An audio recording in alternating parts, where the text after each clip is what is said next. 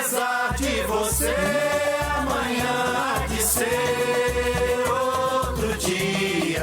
Bueno, María, estamos al aire. ¿Estamos en aire? Estamos al aire, sí. Estás Muy con un poco buenas de eco, yo noches. también. Buenas noches. Pero qué ritmo hoy, Leo. ¿Viste? Hoy. Se nota que empieza el final de año. Sí, esto me da como. Recién estábamos hablando con Mateo, da como Río, ¿no? Ahí, Copacabana. Ya, un día lluvioso. Bueno, por eso. En verdad, esto tiene. Esta canción tiene otro sentido. Yo la elegí porque vamos a bajarla un poquito. Vamos a bajar un poquito. ¿Por qué Ahí elegiste va. esta canción? Bueno, Más allá mirá. del tema. Bueno, justo el fin de semana pasado estuvimos... Baja un poquito porque creo que... ¿Se escucha ahí? ¿Por qué elegiste esta canción? Bueno. Más allá de que vamos a hablar de la frontera con Brasil. La frontera con Brasil, exactamente. Bueno, en verdad la elegí por muchas razones, pero la principal es que el fin de semana pasado en el Teatro Galpón, se hizo la última actividad en conmemoración a los 50 años del golpe de Estado. Uh-huh. Y bueno, entonces, ya que íbamos a hablar de la frontera, íbamos a hablar de Brasil, y bueno, un poco estamos en diciembre, se está terminando este año, y pensé, bueno, esta canción representa, fue un poderoso testimonio, es esta canción un poderoso testimonio del uso del arte como una herramienta de crítica social. Y bueno, me pareció importante esta canción de Chico Buarque, fue lanzada en 1970, en el pico de la represión de la dictadura en Brasil. Y es una de las canciones de protestas más icónicas de Brasil. Y la cultura y el arte siempre fue una de las herramientas más fuertes de resistencia. Bueno, justamente, esto es un himno de la resistencia. Y es muy interesante porque esta canción es linda porque tiene como ese doble sentido, ¿viste? Que bueno, se usó mucho ese doble sentido para poder pasar lo que era la censura. Y en esta canción es preciosa justamente por eso, porque tiene una cuestión sutil que utiliza, es una relación de pareja, entonces la mujer representa a la dictadura y bueno, para mí es hermosa. Y bueno, también es eso, este año ha sido un año muy importante de que no tenemos más, por suerte, esta cuestión de dictaduras y a cuidarla, ¿no? A cuidarla mucho. Yo creo que las conmemoraciones son súper importantes por aquello también del nunca más. Y el arte y la cultura han jugado un rol fundamental. Por eso siempre las derechas extremas es la primera cosa que atacan. Es el arte y la cultura porque también han sido una de las principales formas y manifestaciones de resistencia y también de transmitir aspectos fundamentales en esto. Claro. Así que bienvenido siempre sea y para aparte es una canción preciosa, sí, totalmente. Ahí está. Es muy lindo. Pero bueno, vamos a nuestro tema. Bueno, Vamos primero voy a hacer un agradecimiento a Polanco, que me viene vistiendo para los programas. Yo le agregué una chaqueta, pero tengo una remera, un jean. ¿Qué te parece? ¿Qué te parece? La verdad que empezó con una producción de ropa femenina, lo que llaman una cápsula, por ahora con poca variedad, pero todo en unas texturas re lindas. Fui... nos elegimos con Georgina unos equipos bárbaros. Bueno. Y ahora estamos en plan combinarla, pero me han modernizado un poco en esa lógica más formal que tengo yo. Así que yo lo que hice fue, la combiné con una chaqueta. Pero, precioso. A ver cuándo nos toca algo nosotros, ¿no? Claro. Tenemos que ir los dos allá y nos... Ahí va. No, si a mí no me toca nada. No. A mí nunca me toca nada. Está bien, es para los que están sentados adelante de las cámaras, que tienen ese privilegio. Para mí la primera vez. Pero no, quería destacar eso, que es toda ropa de producción nacional, que la verdad que te atienden súper lindo y que bueno, que está, yo quedé impactada de las lindas cosas que pude estar viendo y mirando y súper confortable.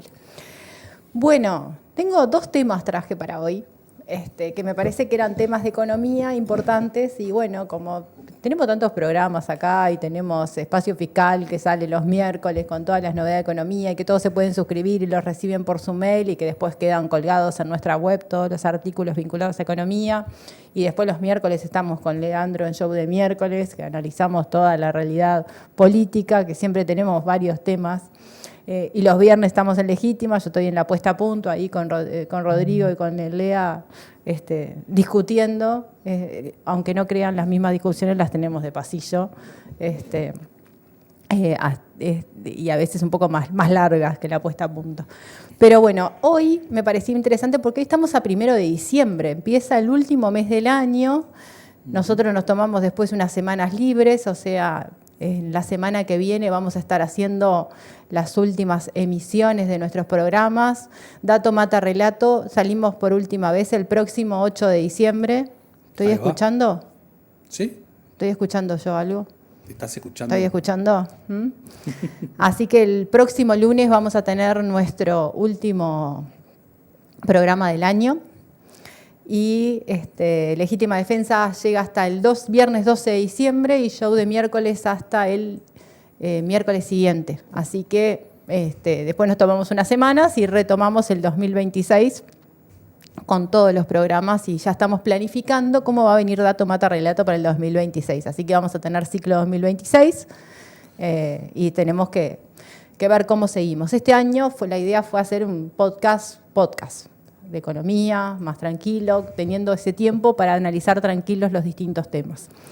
Y en particular, hoy me parecía importante traer un tema que en los últimos años cada tanto nos ha surgido, que es el tema de la frontera. Pero hoy en particular entra en vigencia el decreto reglamentario que reglamenta la ley 20.419. Y la ley 20.419 es la ley que instala un régimen especial de comercio para frontera, que fue una de las medidas que se anunció en este gobierno y que se recuerda, nosotros estuvimos entrevistando a uno de los referentes de la Asociación de Comercios de la Frontera en este programa, pero en años anteriores hemos dedicado tiempo especialmente a analizar la realidad de frontera por los temas de precios, las disparidades y demás. Y bueno, uno de los temas que anunció el gobierno con una presencia del ministro de Economía y su equipo en la frontera mismo y recorriendo toda la frontera fue abordar algunas medidas para atender la problemática que tiene la frontera, que está en el sector comercial, en el sector, pero también es uno de los problemas más estructurales y más históricos que tiene el país a nivel de los problemas de qué es lo que pasa en el territorio. En particular, a partir hoy, 1 de diciembre, va a entrar en vigencia esta reglamentación de la ley 20.419, que lo que establece es un régimen especial del comercio de frontera en las zonas, en particular en la frontera seca, en la frontera con Brasil, y es una iniciativa que, en definitiva, nace de una respuesta que da el gobierno al asumir y que a los pocos semanas, a los pocos meses anuncia, de atender la disparidad de precios que afecta determinados bienes y determinados sectores que están comercializados en comparación principalmente con Brasil, a los efectos de evitar o disminuir los impactos negativos en los comercios ubicados en las zonas de frontera que hace ya mucho tiempo que están muy afectados, y con los comercios, los puestos de trabajo y con una realidad social que aborda la frontera que es súper compleja y que no es un tema nuevo, es un tema histórico y que siempre tenía como los altibajos, ¿no? Yo tengo, mi mamá es de Artigas, ¿sabía? Y siempre tenían las cosas que se compraban de un lado, las cosas que se compraban del otro, y en función del tipo de cambio, un poco cómo estaba de un lado y otro de la realidad. ¿Qué abarca esta medida? Bueno, la implementación de la reglamentación avaria varios de los pasos y las zonas de frontera. Es la frontera con Brasil. Llegan al Chuy, a Río Branco, a Ceguá, Rivera, Artigas y Bella Unión, y ya han habido planteos de parte de fundamentalmente de los comerciantes, pero sí de quienes habitan en la frontera litoral con Argentina, de la necesidad de tener algunas medidas del mismo estilo para atender la realidad. En definitiva, la frontera con Brasil tiene la particularidad de la frontera seca principalmente, y estos pasos son claves en lo que hace al comercio bilateral y por lo tanto son los que se han visto como prioridad o más afectados por la diferencia de precios, lo que ha llevado a la necesidad de implementar un régimen especial, y también la propia reglamentación establece un observatorio comparativo de los precios, que hasta ahora nos basamos mucho en los informes del observatorio que presenta en forma periódica el Instituto de Economía de la Universidad Católica del Uruguay, y que en este programa en particular hemos traído en reiteradas veces. Y en particular todo lo que es la realidad del trabajo en departamentos que son los departamentos que tienen menor nivel de desarrollo en términos de desarrollo humano o del índice de desarrollo regional, que fue un indicador que se hizo a través de un grupo de trabajo que hoy existe en la Facultad de Ciencias Económicas y de Administración de la Universidad de la República, que es un abordaje multidimensional de la realidad territorial y que muestra claramente que estos departamentos, esta zona, todo lo que es la frontera con Brasil, es la más de menores niveles de desarrollo. En particular entran los departamentos de 33, de Cerro Largo, de Artigas, de Rivera, me salté a Rivera, seguí de Largo para Artigas, pero con las características que tiene la frontera y la dificultad de lo que es el trabajo en la frontera, y esa, en particular en la frontera seca, que la gente vive de los dos lados, ¿no?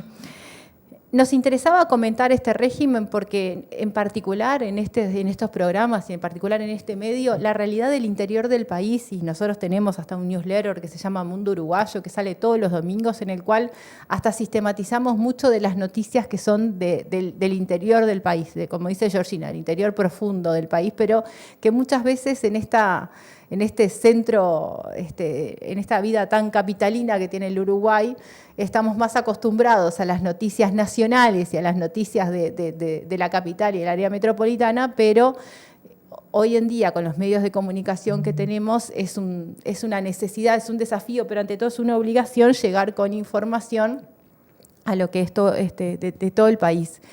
Y en particular el tema de frontera, porque es una problemática que en las administraciones anteriores hicieron como algunas medidas muy menores que no atendieron a un tema estructural, pero que impactan en el empleo y en la calidad de vida de la población en forma muy abrupta.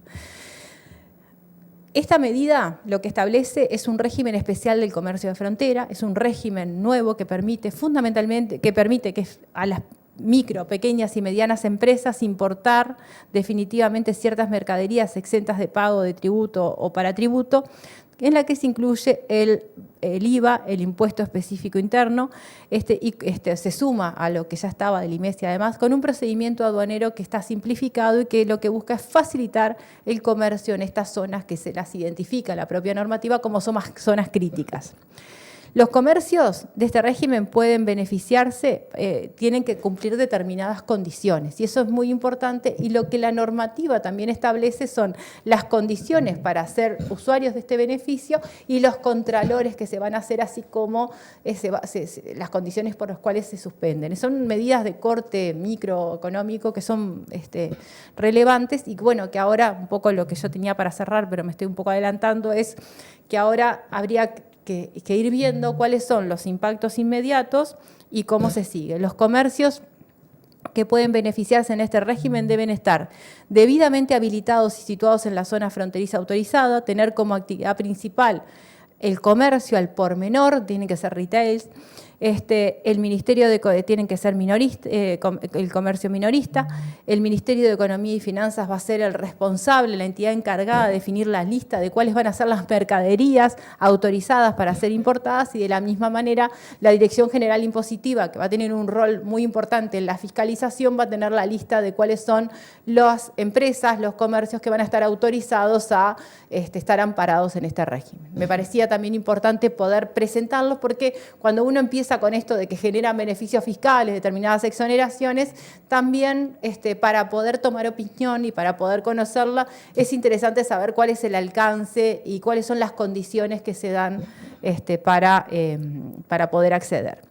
¿Cuáles son los requisitos y condiciones que se establecen? Y bueno, las mercaderías que se importen bajo el régimen deben cumplir algunas condiciones fundamentales. Uno, que deben ser mercaderías nuevas, tienen que ser mercaderías sin uso, secas, acondicionadas para la venta al por menor, sin necesidad de reacondicionamientos, y además se establecen algunos requisitos y algunas formalidades que tienen que ver con el ingreso de las dichas mercaderías, de forma que se tenga que asegurar que se realizan de forma ordenada y que son el objeto de este régimen, y que no es fácilmente que otros puedan hacer uso de un beneficio que en definitiva implica renuncias fiscales, también en un contexto complejo de lo que son la realidad fiscal.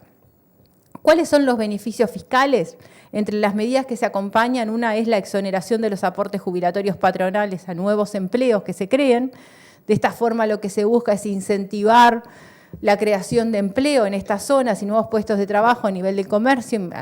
El comercio en frontera es, en particular en la frontera seca, y piensa en lo que es el Chuy, lo que es Rivera, lo que es la importancia que tiene en lo que es el empleo local, en departamentos que tienen hoy problemas graves de empleo y de formalización en el empleo, y que muchas veces existen personas que viven y trabajan a un lado y otro de la frontera, donde no hay límites precisos, ¿no? Es como la famosa posición en la plaza internacional, eso que uno estás de un lado y del otro.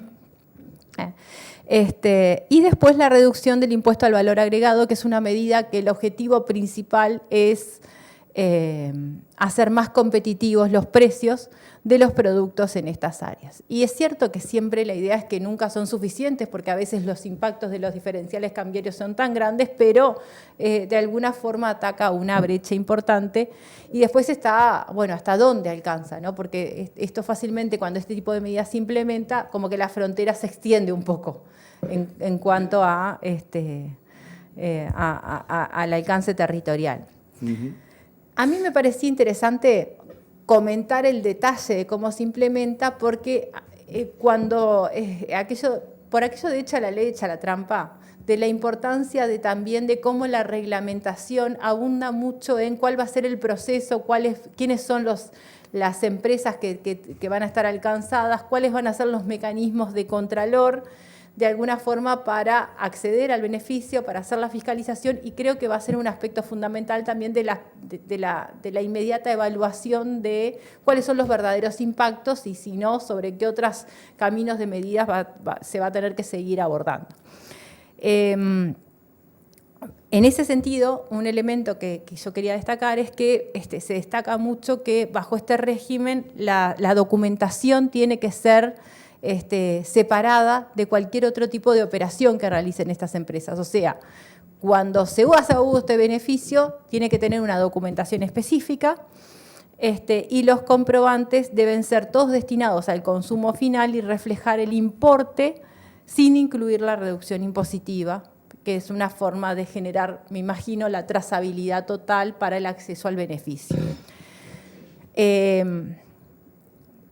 Según lo que anuncia el gobierno y según lo que ha trascendido, la entrada en vigencia de la reglamentación puede ser un paso importante en lo que tiene que ver con la revitalización del comercio de frontera. Las autoridades máximas del Ministerio estuvieron presentes en el territorio. Se anunció que se estaba atendiendo una demanda importante de los comercios y de los empresarios de la zona. Nosotros acá estuvimos entrevistando a referentes de la frontera, en el cual manifestaban estar muy gratificados por la medida. Y la realidad también es que el problema de frontera se ha seguido incrementando y se ha seguido agravando. Entonces, estas medidas que surgen dentro del primer año podrían ser un paso importante y después habría que ver, bueno, cuál es el verdadero impacto, si hay resultados rápidos en el corto plazo y cómo sigue, ¿no? En definitiva, abordar la disparidad de precios con Brasil. Se espera que el régimen no solo beneficie a los comercios locales y a las pequeñas y medianas empresas, que son las principales empresas que representan al comercio en las zonas, sino que también pueda mejorar un ambiente comercial más equitativo a un lado y otro de la frontera, en esa frontera que a veces es tan de continuo, y sostener a las regiones en el cual están súper afectadas por las condiciones sociales y por la falta de creación de empleo. Recordemos esto que hemos repasado y hemos visto, bueno, cuáles son las realidades en términos de la tasa de desempleo, de la informalidad, de la precariedad del empleo, y recuerden que estos son siempre los departamentos que están primeros en el ranking de precariedades, digamos. Sí, yo te quería agregar a eso, yo estoy leyendo lo que es una especie de resumen que hizo Presidencia y que es importante. Al último dice, a estas medidas incluidas en el decreto se suma la que ya están siendo aplicadas. O sea, como el descuento del IMESI. Es un peso más, sí. Por eso. Es un piso más, perdón. Por eso. Un peso más. Y a las naftas también. Que eso venía de la administración anterior. O sea, que no es algo que se nuevo o simplemente se agrega todo esto arriba de lo que ya había, ¿no? Y bueno, me parece súper interesante. En cuanto a las repercusiones un poco salieron enseguida que se anunciaron las medidas, después que salió la ley, ahora con la reglamentación también, la reglamentación salió el mes pasado y entraba en vigencia a partir del día de hoy.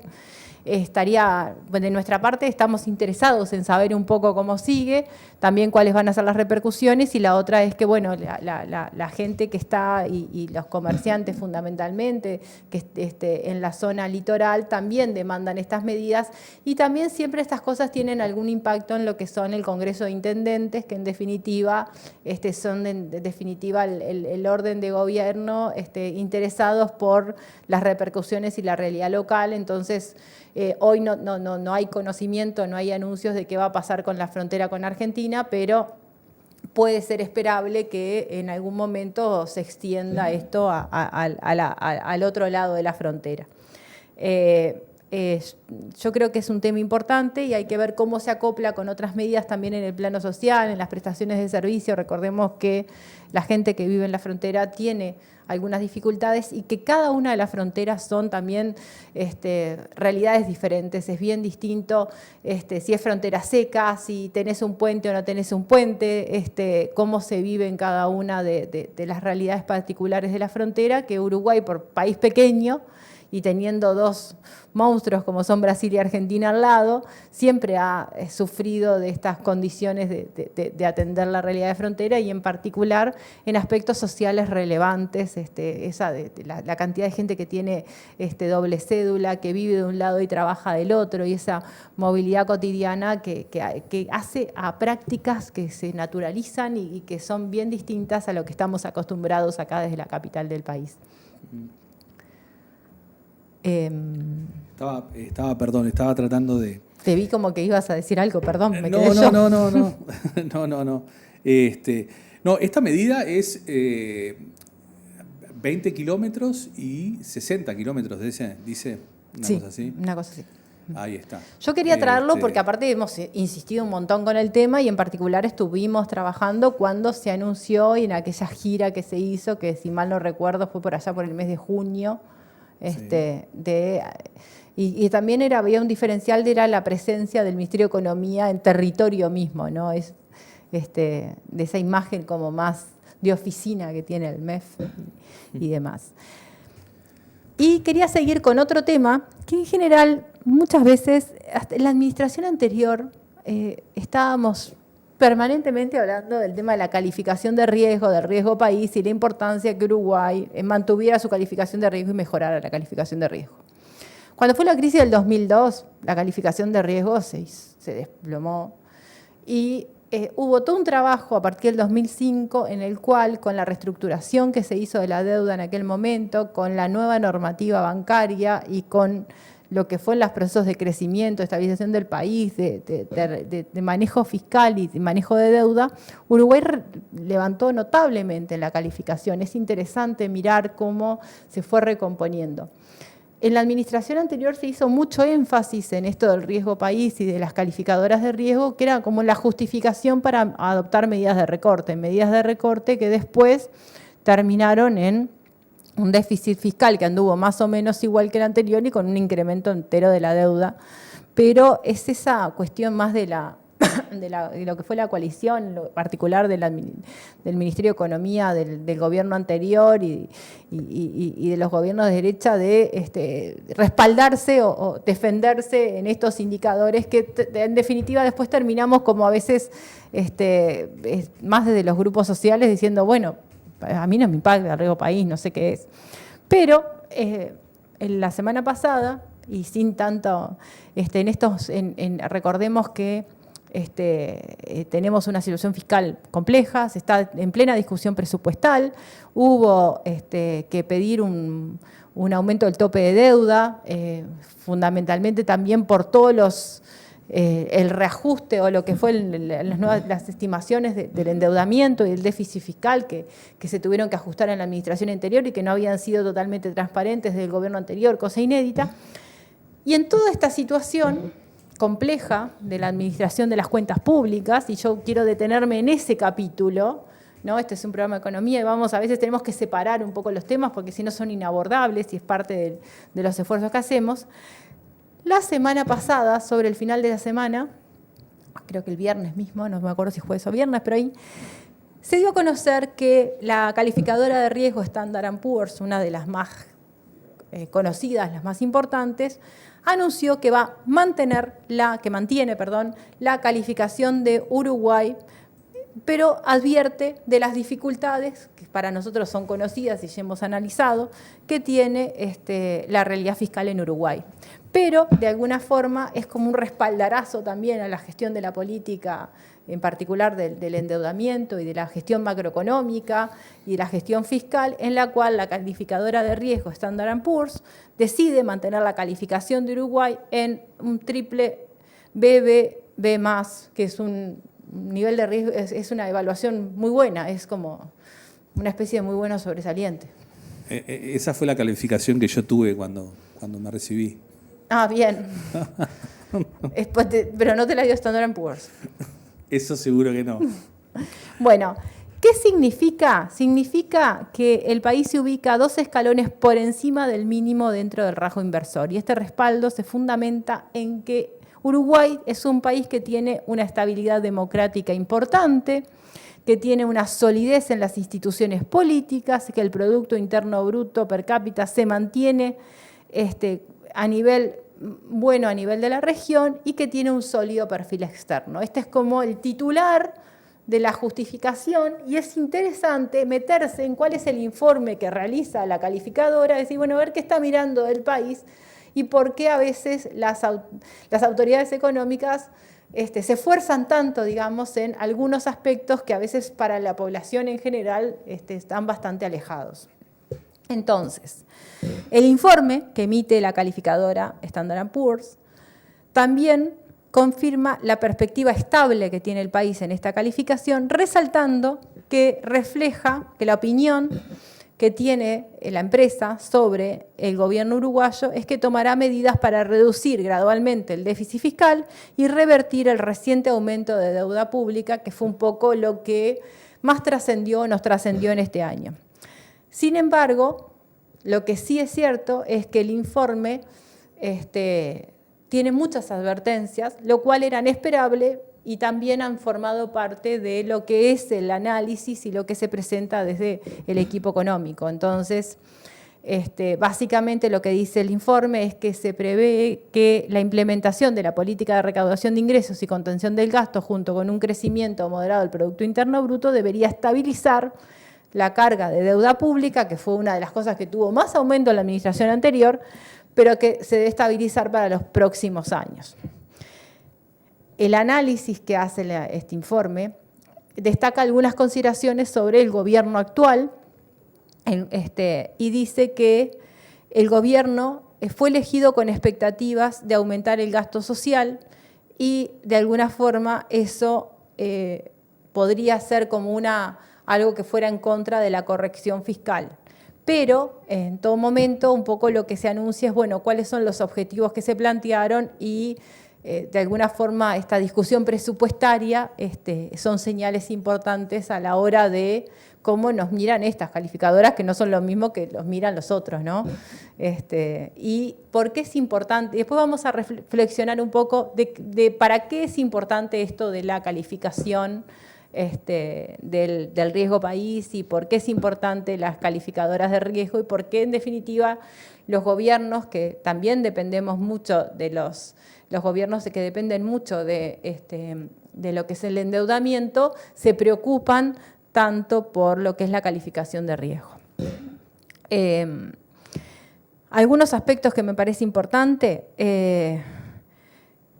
la empresa también destaca la importancia de llevar a cabo reformas microeconómicas para asegurar la base del crecimiento futuro. Y si ustedes repasan, y lo hemos comentado en este programa, también en los otros, muchos de los anuncios que se han dado al Ministerio de Economía tienen que ver con anuncios de corte microeconómico, que son las medidas, por ejemplo, bueno, lo que tenemos en frontera, por ejemplo, lo que tenemos en aquello de facilitar los trámites y la despapelización. ¿Dije bien? ¿Sí? La despapelización y desburocratización, la simplificación de los trámites. Y podríamos hacer una lista de qué implican estas medidas micro, en algún momento capaz reflexionar un poco más sobre qué son y explicarlas, pero hay un conjunto de política que viene sobre esto que tiene que ver con facilitar. Un aspecto importante es, bueno, se destaca que la situación económica del Uruguay no solo es el objeto del análisis, sino que hay otras calificadoras que también han mantenido su calificación, aunque también son como mucho más hincapié en cuanto a la vigilancia y la implementación de reformas y los cuidados. Si repasamos un poco los anuncios, se ha hecho mucho hincapié de parte del equipo de economía, donde el principal problema que enfrenta Uruguay está también en atender con la realidad fiscal y también destacar que esto de mantener las calificaciones de riesgo tiene que ver en gran parte con esto de la estabilidad histórica que tiene el Uruguay, con instituciones sólidas, con previsibilidad de las medidas de política, y eso es un valor, un intangible que tiene el Uruguay, que mantiene esa percepción súper positiva y que, en definitiva, son parte de los aspectos fundamentales y que tienen que ver mucho después con los costos de deuda futura. En este aspecto, algunas de las cosas a destacar es que las reformas fiscales y macroeconómicas no solamente se entiende que son deseables, sino que son necesarias para garantizar la sostenibilidad económica del Uruguay y el futuro del país, y por eso de alguna forma, también desde lo que se viene anunciando, lo que se viene implementando y también algunos de los contenidos del presupuesto van con mucha rigurosidad o con mucho esfuerzo en esta línea. A modo de conclusión, bueno, la decisión de Standard & Poor's de mantener la calificación de riesgo, esta B+, y la perspectiva estable es un indicador positivo, pero también resalta la necesidad de una gestión fiscal rigurosa, eficiente, sobre todo porque la administración anterior fue muy irregular y dejó muchos flancos abiertos respecto a la gestión del déficit fiscal y en particular del endeudamiento. Las advertencias sobre la dificultad de priorizar la corrección fiscal, esto es como raro, ¿no? Leo, ¿no te parece que es como aquello de que el gobierno anterior es como aquello que rompían el carné para no mostrar, como es esas películas, ¿viste? Sí, yo estaba... Porque ¿te acordás cómo seguían con el tema de las calificadoras? El tema de las calificadoras, sí. Y en realidad mismo que se instaló una regla fiscal, se instaló una institucionalidad, no se cumplió, el problema no es la institucionalidad, es que no se cumpla. También que tenía algunas debilidades, que daban alguna discrecionalidad un poco alta para manejar los resultados. Sí, sí. Un aspecto importante es que se mantuvo la regla fiscal con los ajustes que estaban recomendados del propio Comité Fiscal Asesor y que en realidad tienen que ver siempre con recomendaciones un poco más amplias que se hacen sobre este tipo de instrumentos.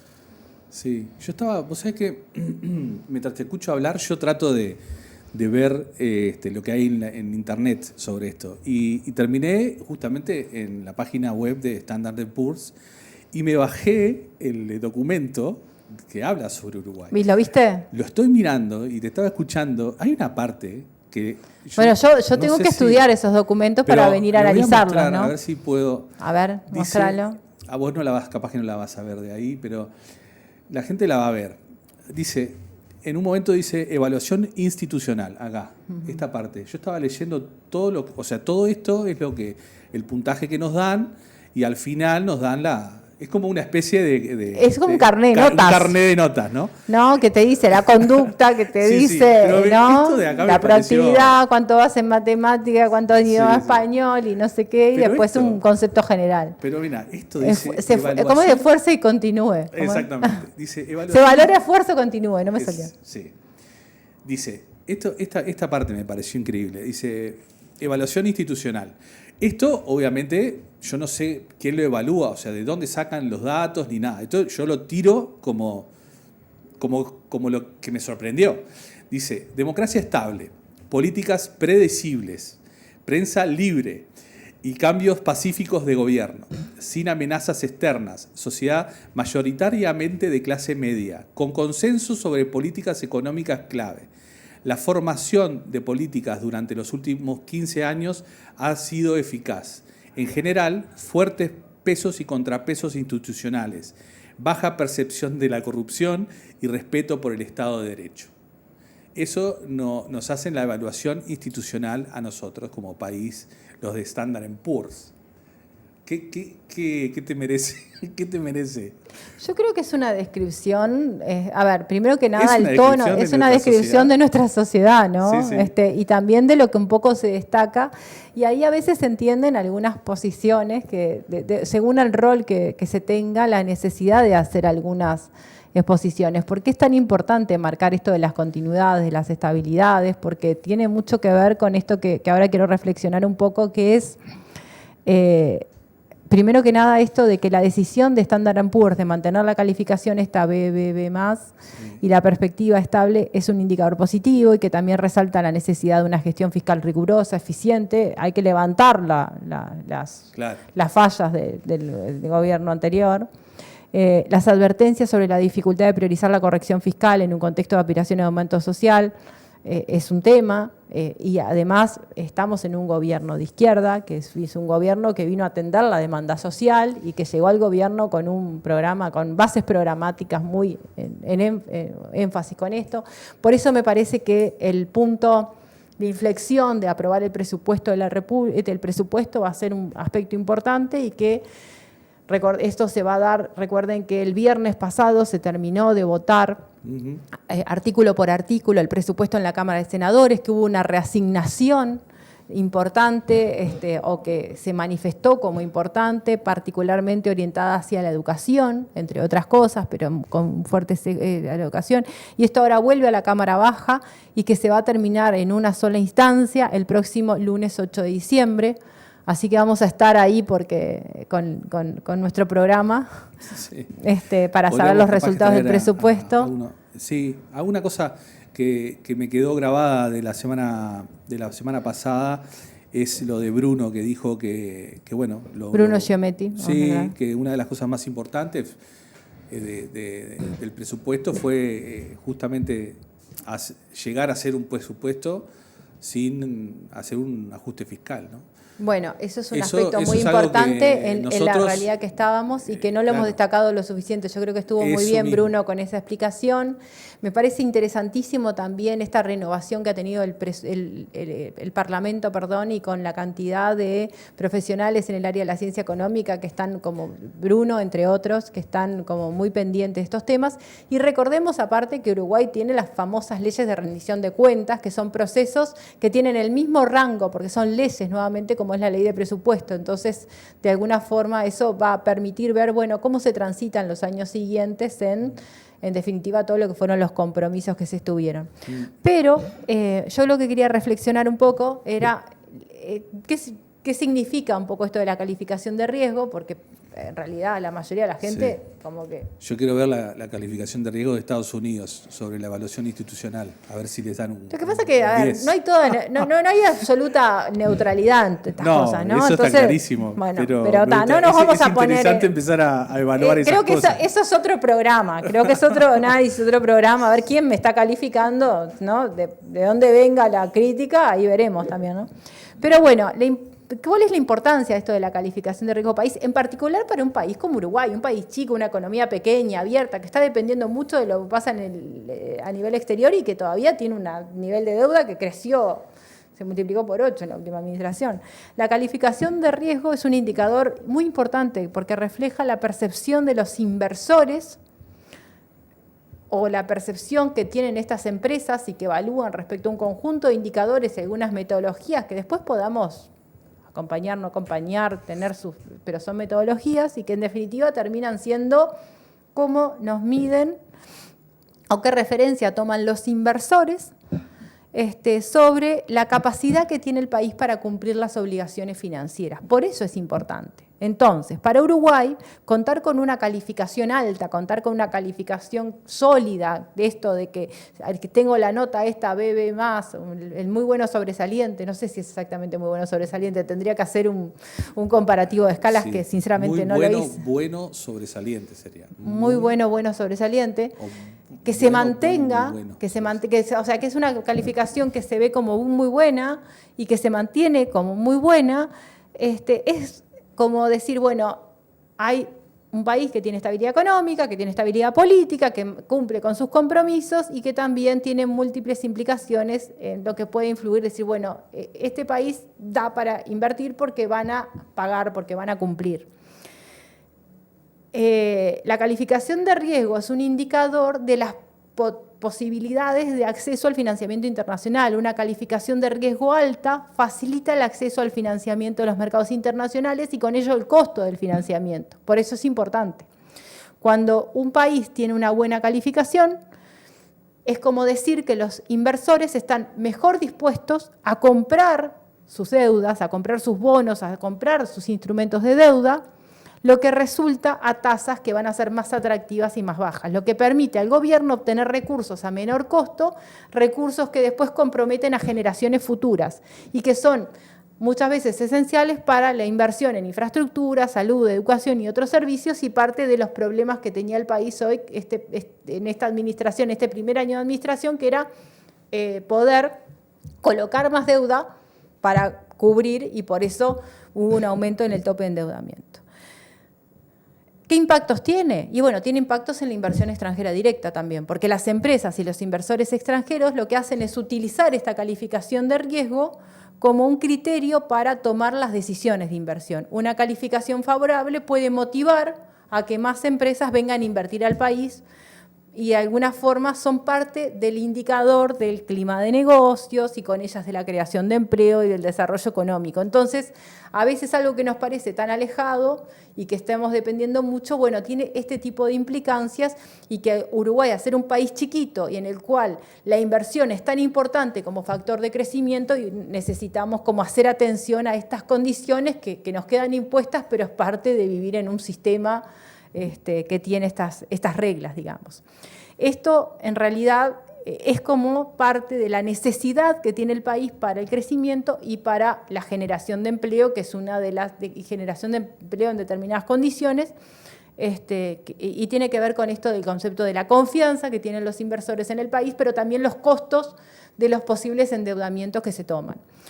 Una buena calificación externa también es reflejo de lo que es el concepto de estabilidad macroeconómica que tiene el país. Entonces, por eso es fundamental fomentar la confianza en los consumidores, en los empresarios y en los inversores, y en particular en los inversores externos, porque en definitiva es como decir, estamos en un país, estamos en una economía donde las normas se cumplen, donde las normas se mantienen tal cual antes de pensar un proyecto de inversión. Y eso es una forma fácil también de prevenir las crisis financieras y de mantener lo que se llama un entorno económico favorable. Y una última reflexión que yo quería dejar, y no quería dejar de mencionar, es que si bien la administración anterior hizo mucho énfasis en la calificación de riesgo y era como siempre la amenaza, ¿viste? Era como, no hacemos esto porque si no nos califican el riesgo, es como decir, aguantate, no. Y yo no compartía eso, me parecía como muy perverso, ¿no? Era como que tomaba un elemento para justificar medidas que después eran de recorte, y eso está mal. Pero lo que sí es de destacar es que los 15 años del gobierno del Frente Amplio entre el 2005 y el 2020 fueron los que permitieron que Uruguay transitara hacia una mejora en la calificación de riesgo. Y después en la administración anterior hubo mejoras cortas, chicas, ¿no? Pero volver a una adecuada calificación de riesgo fue un proceso que no fue fácil, que tuvo que ver con la reestructuración de la deuda, que tuvo que ver con el regular el mercado financiero, que tuvo que ver con todo lo que tenga que ver con las inversiones y con una cantidad de medidas que fue un aspecto importante y que fue un logro de los gobiernos del Frente Amplio, de los primeros 15 años de los gobiernos del Frente. Durante la gestión se implementaron políticas fiscales que fueron evaluadas por las calificadoras como responsables, que fortalecieron instituciones y que promovieron la inclusión social, el desarrollo, la estabilidad del país y sobre todo la mejora sobre todo en reducción de la pobreza, en mejoras en la equidad, y que eso también fue un elemento importante. Fue cuando Uruguay mostró la capacidad significativa del manejo de la deuda pública, una deuda que venía muy afectada saliendo de la peor crisis financiera que tuvo el país, que fue la crisis del 2002, una deuda de manera efectiva, con un factor una de las peores deudas, perdón, porque de las peores crisis, y fue un factor determinante de empezar a mejorar la calificación y llegar a una calificación que fuera adecuada.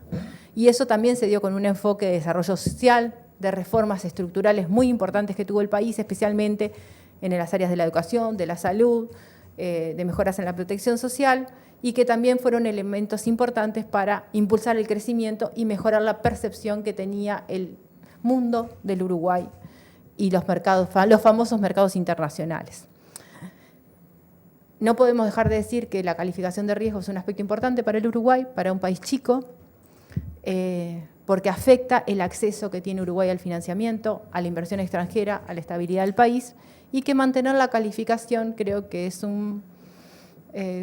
como terminado el año, llegando a los límites de la aprobación del presupuesto, no es un aspecto menor, y que yo celebro la reasignación de recursos hacia la educación, y que el año que viene va a ser un año de muchos desafíos en términos de mejorar, de ir avanzando en el cumplimiento de las bases programáticas y de tantas necesidades que se han venido manifestando, y que es razonable que en un gobierno de izquierda existan los conflictos, existan las demandas y que se quiera retomar la agenda de derechos que se perdió y la reestructuración de un Estado sólido para llegar a políticas públicas de alto alcance, cosa que fue muy golpeada en la administración anterior.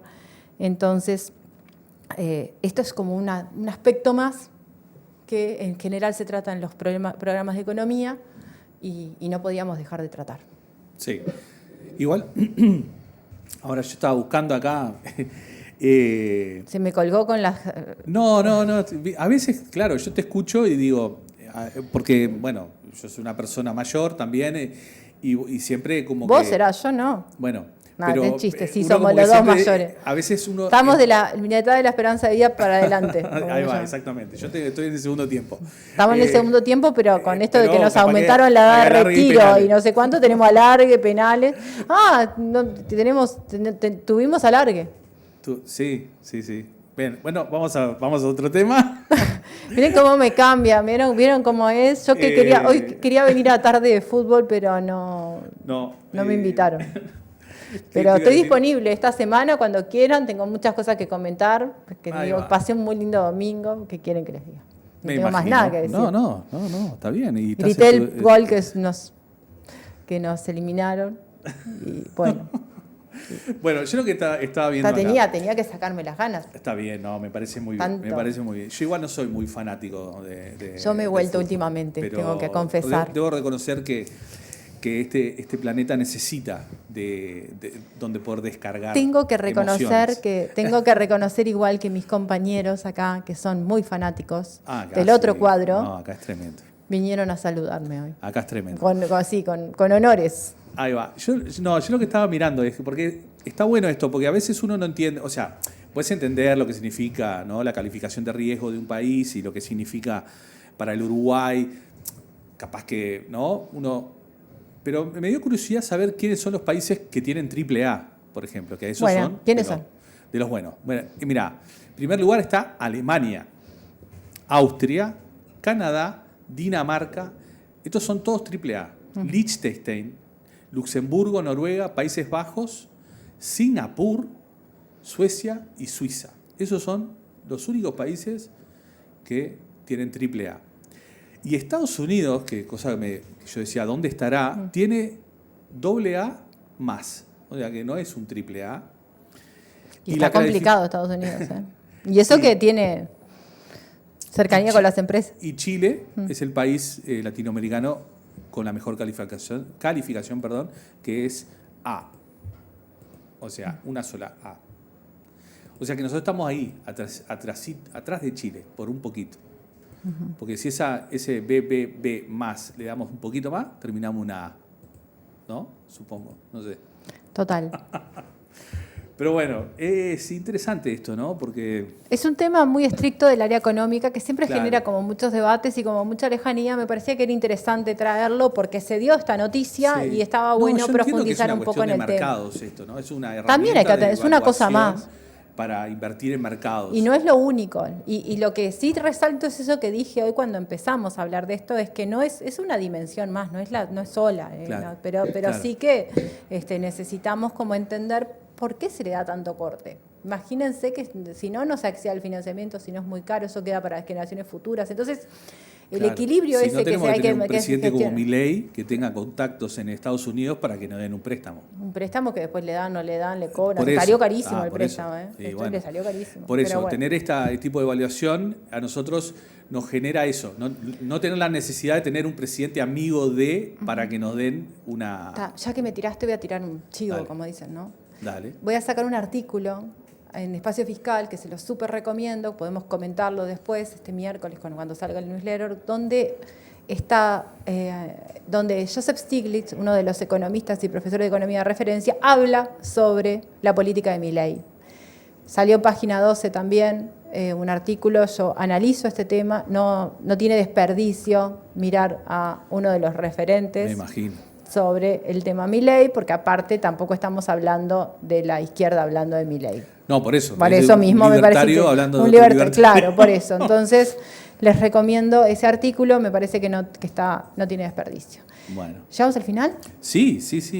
Este es el penúltimo. El penúltimo. Nos vemos el próximo lunes, 8 de diciembre. Exactamente. Para cerrar el año. ¿Qué año? Brindar acá. Querida. ¿Qué año, no? Por favor. Pero pasó volando igual. Pasó volando, sí. Pasó volando. Cerrar el año Dato Mata Relato y preparar nuestro 2026. Nuestra cuarta temporada. ¿Qué te parece? Estamos pensando a ver cómo vamos a plantearnos. Ya tenemos ideas. Bueno, hasta el lunes. Fuerte abrazo, nos vemos el próximo lunes.